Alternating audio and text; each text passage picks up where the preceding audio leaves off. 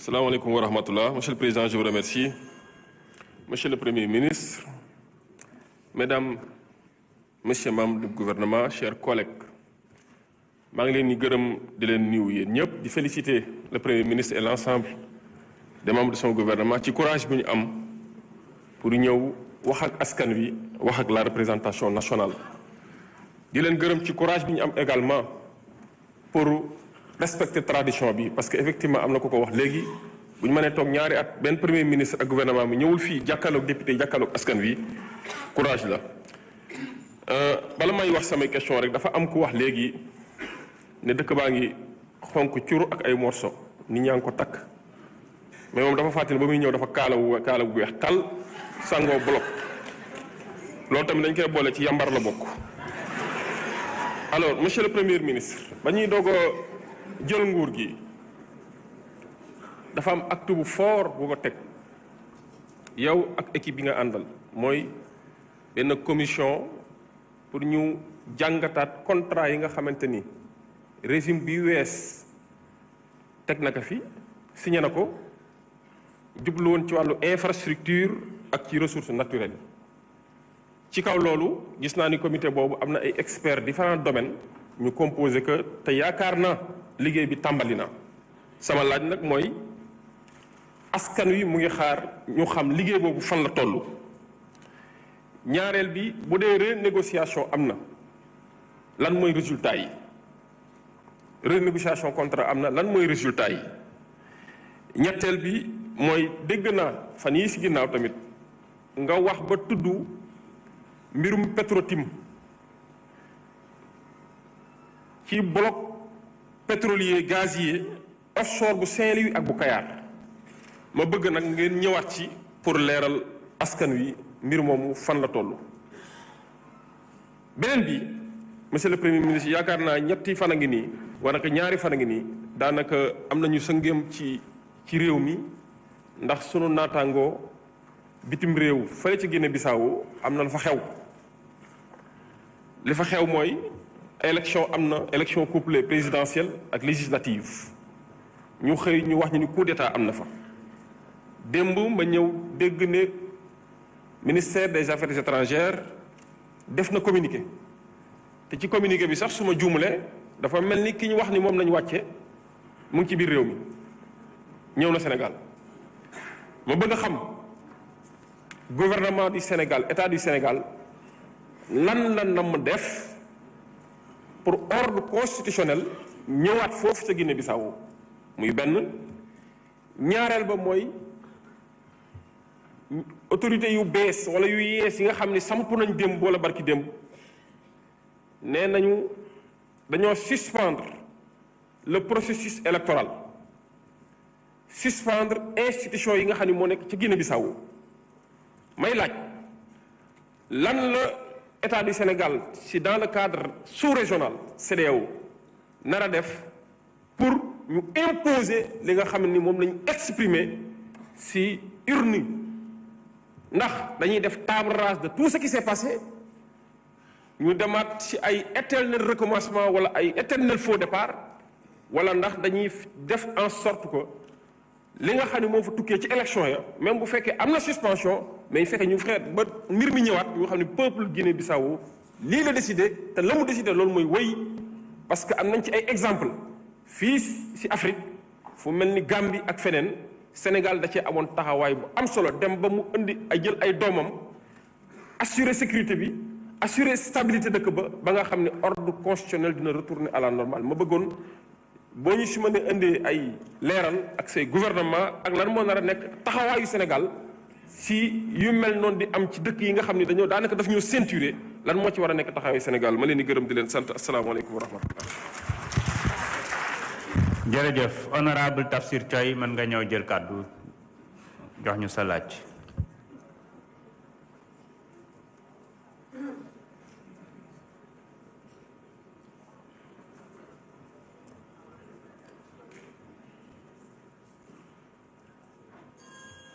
Je vous remercie, Monsieur le Président. Monsieur le Président, Monsieur le Premier ministre, Mesdames, Messieurs les ministres, très chers collègues, Mesdames, Messieurs, Monsieur le Premier ministre, je voudrais vous remercier et me féliciter de cette séance. pour vous avoir interpellé ici. Et votre acceptation est en train aussi de se matérialiser. Mais je me félicite aussi que cette séance ait pour source une proposition de loi qui avait été faite par un de mes membres, des membres de notre parti, en l'occurrence M. Doudou Wade, qui l'avait fait à l'époque et qui avait été accepté. Aujourd'hui, le monde ñu indil lii. Donc man dama ci am mbégte di la ci remercier le fait que nga ñëw fii. di wax ni rek ñëw nga ci contexte bu difficile sànq wax nga ko yow yaa ñu ko wax que nous sommes dans une situation extrêmement difficile. Mais tey débat bi li tax mu neex mooy que mbir yi taaju na tegu na surtout sur la question des finances publiques. dette bi léegi Cour des comptes tuxu na IGF tuxu na Mazars moo ñëw kon dette bi nekkatul dettu ancien régime mais dettu ancien régime la ak seen bos ñoom lañ boole moom moo nekk 119% du PIB moom moo nekk 23 000 milliards ci pays ci suñu wàllu xaalis kon donc loolu leer na léegi ni que dette bi nekkatul dettu ancien régime mais dettu ñaari régime yi lañ boole mooy dettu Sénégal s'il vous plaît li may wax ni lu ma wóor la décembre 2024 fan la Diomaye Faye nekkoon 2024 décembre 2024 Diomaye Faye était président de la République et dette bi 119% yi c'est décembre 2024 23 000 milliards 500 mooy décembre loolu la ñu Mazars wax loolu la ñu jox chiffre officiel le ministre des Finances et je pense que bu fekkee mën na ko confirmer wala mu weddi ko beneen bi ci topp mooy que monsieur le Premier ministre affaire de restructuration dette bi xam naa ni taxu na parce que loolu nekkul ministre des Finances sànq wax na kon donc affaire de restructuration mën nañ ko exclure au regard des réponses que le ministre des Finances a données tout à l'heure et au regard aussi des réponses que vous avez données mais aussi leneen loo xamante ni am na mooy jël nañu dette bi nga xamante ne moo nekkoon dette bancaire dugal nañ ko suñu loi de finances yi waxoon naa leen fi man nanguwuma mais li leer ba leer te ma wax ko keroog commission mooy que aujourd'hui je demeure convaincu jusqu'à preuve du contraire que la Cour des comptes le gouvernement du Sénégal se sont trompés sur la dette extérieure du Sénégal bi ñu wax ne dette cachée la loolu man gëm naa ko ba tey jii gisuguma nag ku ma wax loo xamante ni lu contraire loolu la mooy sur les 2000 milliards là gëm naa ni dañ ci juum ba ñu war ma leneen beneen bi ci topp mooy qu'aujourd'hui monsieur le Premier ministre heure de vérité dafa jot vous nous avez appelé à un exercice de transparence de vérité moo ñu indi fi ñu nekk ce secrétaire général mu ngi ñuy toog dama débat ak moom ci moom yoon boobu ñu wax waxu 1000 milliards yoo xam dafa nekk ci benn compte te yooyu ñu ko wax ma ne ko man jaaxle na parce que dégguma rapport bu ko wax gisuma fu mu jógee te gisuma ko moom léegi dama bëggoon tey jii sénégalais yëpp ngi ñuy déglu nga wax ñu 1000 milliards yooyu ci compte bu mu nekk ki ko moom ak fan la ko dugal ak ndax compte bi Sénégal la lan wala nekkul Sénégal ak source bi nga xamante ni moo la permettre ñu mën a wax ni 1000 milliards fekk nañu koy compte loolu suñ ko amee ñun dinañu dimbali parce que situation bi ñu toll nii ñu demande ñu ñun ñu def effort war nañu aussi ñu jox ñu information parce que li ñu indi situation bi mooy exercice de vérité te dama d'accord l'exercice de vérité et de transparence bu man dama d'accord parce que suñu borom moo bëgg dëgg moo tax bëgg transparence comme loolu am na jàpp naa ne yaa ngi fii ñoo ngi fii Sénégal la ngi ñuy déglu nga wax ñu qui est le propriétaire de ce compte, où se trouve le compte, ici au Sénégal ou à l'étranger, et la source qui vous a permis d'avoir cette information-là. Est-ce que rapport là? Est-ce que commission rogatoire là? Est-ce que pour ñu mën a xam beneen bi ci topp monsieur le Premier ministre je me rends compte aujourd'hui que léegi réalité pouvoir moom xam ngeen ko réalité état xam ngeen ko mais beneen laa lay laaj na ndax gëm nga ko wala gëmoo ko mooy la raison d'état loolu moom bëggoon naa ci am sa réponse parce que aussi ça nous permettra d'apprécier les actes qui se posent tous les jours alors beneen bi ci topp waaw ji bon honorable xanaa non inscrit yëpp ngay poser question non dama gis ni rek waxtaan bi ni mu mel nii war nañ mën a leeral yenn yi rek waaw suñ ko leeralee rek après dina baax beneen bi ci topp mooy affaire QVS coow lu bari la xam naa ni yëg nga ko parce que am na information yi yëg nga ko lan nga ci xalaat ak nan nga jàpp ni war nañ ko mën a régler parce que c'est deux choses qui s'opposent mbay mi te nga gëm ko mais aussi koo xamante ni dafa war a def ay logement léegi liggéeyante boobu nan nga ko mën a lijjante parce que dem naa ba foofu gis naa investissement yi ñu fa def gis naa ni mu toll te xam naa ni sensible nga ci donc bëgguma xool nga wax ñu nan nga jàpp ni problème boobu war nañ ko mën a régler pour mu mën a arranger Sénégal yëpp bon mënuma ñëw fii nag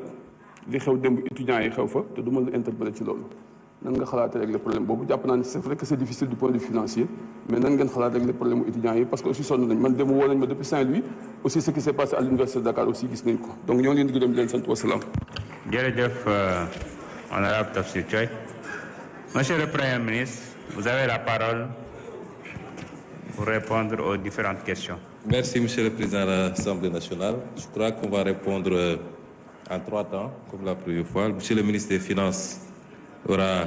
quelques minutes. Il doit être complété par le ministre de l'Économie, on verra. Monsieur le ministre de l'Enseignement supérieur aura quelques minutes et je conclurai. Monsieur le ministre des